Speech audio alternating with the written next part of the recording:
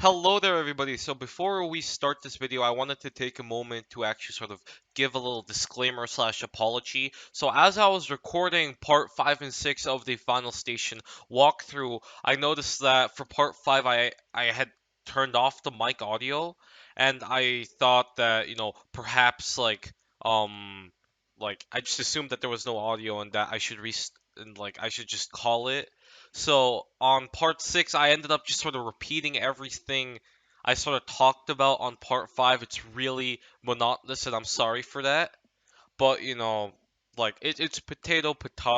I don't know which is worse, to be honest. Like, a fucking two parts where the first one is just dead silent and the other one is new content, or two parts with audio but they repeat the same thing. I have no idea. So I'm sorry for this blip. My first ever YouTube goof, YouTube blooper, or whatever you want to call this. But whatever. Enjoy the video. Welcome back, everybody, to part 5 of the Final Station walkthrough. So, I really want to apologize for the previous part. I completely forgot that I turned off my mic audio for a different video, and so you couldn't really hear me speak in that last one, and I'm really sorry. So, um, anyways, I hope you guys didn't mind that part. I'm pretty sure you can skip it. It's whatever. Um, Yeah, so, shit, I guess I should just talk about what I already spoke about in the previous part, where I was just talking about Resident Evil. Now that we got our really cool pistol, it's sort of, oh, what is this? It's sort of like, I feel like Leon S. Kennedy from Resident Evil 4. I'm sure I'll throw in, like, a picture of him somewhere here to give you guys an idea. So, essentially, in the Resident Evil games, he's this cop, and he's basically known for having like a really OP upgraded pistol, and that's like his signature weapon. So yeah, I kind of feel like that. Speaking of Resident Evil 4, guys, like back in the day when that game first came out, like it was just all over every single pirating website ever.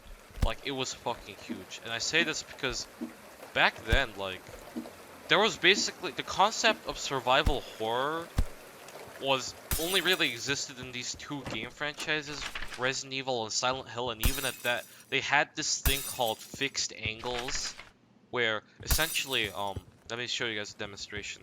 Let's say I'm sitting here, right? Instead of me in the third person perspective, there would be like a camera right behind me and it follows along where I go.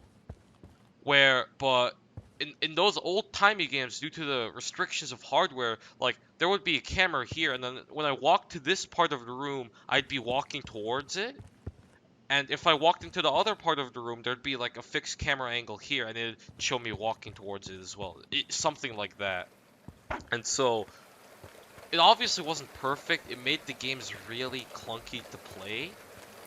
But ultimately, they were really good, and it was expanded upon in Resident Evil 4 when they decided to make it fully third person so that the controls didn't feel like dog shit, basically. And so that was a pretty neat thing. Oh shoot. I need shotgun shells. Anyways, so yeah. That was a pretty neat concept that they had going. And like basically like that whole survival horror thing was just brought to life with Resident Evil 4, and in Resident Evil 4, the main protagonist was Leon S. Kennedy. And so yeah, that was just a little thing I felt like covering. Speaking of survival horror, we got our newest Resident Evil 8, like the newest installment, but like, whatever the fuck happened to Silent Hill, guys, am I right? Like, I mean, I do know, but but for you viewers who may or may not know, like, but like, it's essentially Silent Hill was going on really good for a bit, even despite the fixed camera angles being like total trash. It was going good for a bit, and then all of a sudden, like the mastermind behind all those games, Hideo Kojima, he left the company Capcom, which was what was developing the Silent Hill genre, the developer behind the Silent Hill genre, and so because of that, like you know, there's no more Silent Hill games ever. And that really sucks.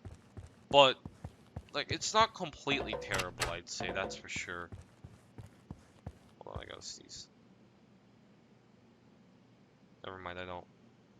And it really sucks that we'll be having no more Silent Hill games. But the reason why we'll definitely never get one is because of a little stunt that Capcom tried to pull. Despite the fact that Kojima had left, they released this thing called Silent Hill Playable Demo. It was like fucking their last attempt to give people a taste of Silent Hill. And I don't know what they were trying to do. Like, I think they were just trying to farm publicity. It was something really petty. And essentially what they did was they made like this full-fledged, like crazy playable demo type game, but it was never gonna result in anything. Like, they just made this hour-and-a-half demo. It was really well made, beautiful graphics and everything, but nothing else. That was it. And they even got Norman Reedus to do some motion capture, which is crazy. But like, they never did anything with it, which is what baffles me.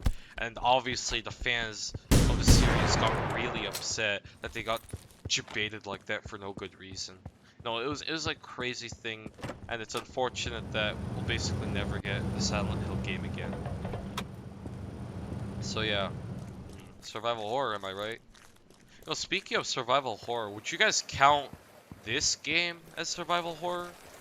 Like, it's definitely survival, but it's more like a side-scrolling survival type of deal. I wouldn't really call it horror. I mean, there are jump scares here and there. It's definitely got a good atmosphere for it, but yeah, I don't think this game counts as survival horror. So, you know, that's the thing to think about. Anyways, besides our little fucking history, very brief history, mind you, on like the big players in survival horror, I was looking through my YouTube stats the other day. No, I just started this whole thing, and obviously I'm not gonna get anywhere anywhere soon, because again, you know, it just started. Like, I shouldn't keep my expectations too high. But I got really curious as to like how well my videos were doing, and I looked into the YouTube analytics, and I discovered that I actually had a bunch of people have had my videos pop up in their recommended and shit. I had like 60-70 impressions per video, which is crazy. And impressions basically means like somebody just, you know, looked at my video, like it just had my video pop up in their feed, excuse me, so that they could see it. It's not anything like, you know, extraordinary or anything, but like it's just sort of cool that YouTube decided to show my video to a bunch of people who just happened to have the tastes to somehow trigger the mysterious YouTube machine to show my video as something worthy of their viewership. So yeah, that's pretty neat. I don't know. Like, although it was the part, I still felt really disappointed though, not because of the impressions, because like, you know, 60-70 impressions on like millions of users on YouTube, like that's not a big thing. But what really sucked was that despite the fact that I had like, out of the 60-70 people who actually saw my video, like apparently a dozen or so actually on each video did like click on it. But overall, the average view time of my videos was deadass like 20 seconds or something. Like, on the very first video I made, part 1 of the final station walkthrough, guys, fuck you.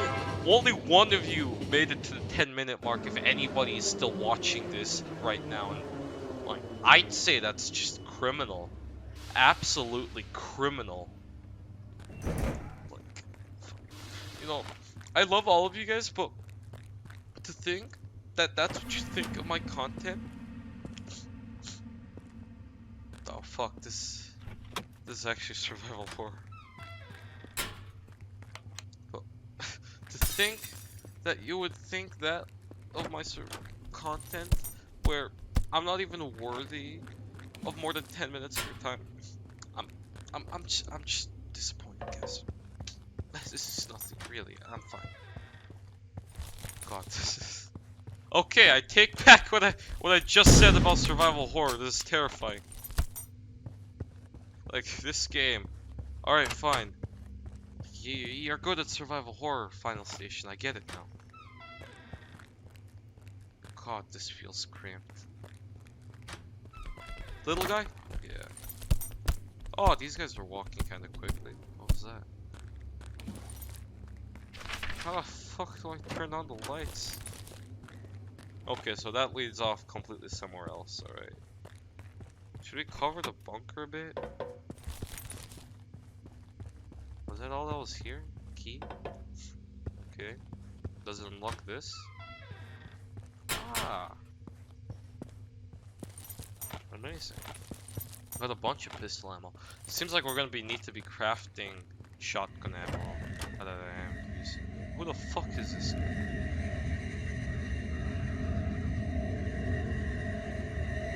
Am I hallucinating?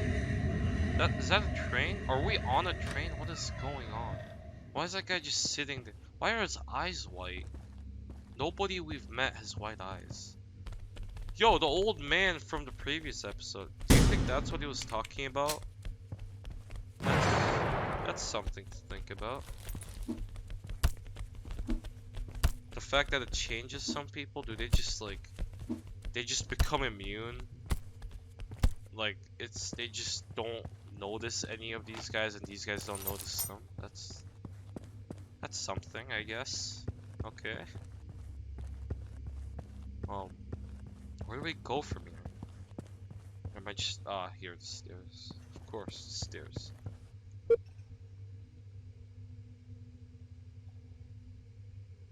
Oh my god. Well, that guy's fucking dead by now, or maybe he's that guy from earlier, still getting paid. Lucky stiff. Anyways, so... You know, guys... Like, since we're on the subject of YouTube and content creation, besides, like, my little fucking tiddledywinks going on with, like, the little animation bits and these walkthrough videos of random gameplay that I'm gonna do, I think I've always considered doing music as well when it just came to content creation. And I'm not very good at music, mind you. I'm frankly horrendous at it, like, but I always gave it a thought, like, it's something that I potentially could be able to do, perhaps. Oh my god, that guy can fly. Anyway, so, I always thought about music. I may or may not try something with it, but I probably won't. I'm not good at it. My singing is, like, horrendous. I was just thinking more along the lines of maybe a composition, but at the same time, I have no idea how I'm supposed to compose music either. So, you know, that's unfortunate. But I always thought about it. I really like music. On my journals, I'm sure you guys know about my journals. I occasionally like to write like song lyrics and stuff. I know that sounds really dorky, but I do. So, you know, there's always that I can do. But, again, doubt I ever will. Alright, took down that guy. Who's this guy? Please be quick. Okay, this guy was cornered in here or something. Just big chilling. No, because of the fact that you don't know if they're gonna die exactly in the number of headshots you expect them to, like, goddamn, I always keep wasting a bullet here and there, but you know, it's worth the risk, right? It's worth the risk, especially with those explodey boys. But you know what's weird? I feel like those SWAT zombies, like, no matter how you hit them in the head, like, they just seem to always have their head blown off every time. So that's a pretty neat thing. You know, I actually own the digital art book of this game, and that's how I made the thumbnails that you guys are seeing throughout, and it's pretty neat. Like, I looked through some stuff and there were actually a couple like different new types of enemy concepts where like we actually are gonna run into a new type of enemy down the line in this game, but there was like this other thing, this other type of enemy they had planned. I don't know, but yeah, I remember they did have this other type of enemy, but something happened where it was like just uninteresting to fight that kind of enemy. I don't remember what it was. I'll try to look it up and then tell you guys later. Oh, this guy gives us an upgrade or something, but like like apparently they said it was uninteresting to fight against, so unfortunately that's why this game only has 2 special, maybe 3 unique enemy types so far, a 4th coming up down the line. You know, enemy variety isn't too crazy, but like I suppose that's the whole point of this game. It's just supposed to be kind of nice to play with sort of that neat atmospheric survival type of feel, but in reality you're not really doing anything absolutely insane, so but it's nice. It really is. This guy's hungry. Alright. Holy shit, this guy's so low health. Oh my god, he's about to die. He's actually about to die. Holy shit. This guy's hungry and fucking dying. Alright. Now I understand why there's so many medkits. Like, everybody's just bleeding out. This guy doesn't even look injured. We just picked him up. Like, he was like in a room, just sort of surrounded by zombies. And then, like, he's like, oh shit, man. I'm looking real fucked up here. Even though there's no visible injuries. I don't know.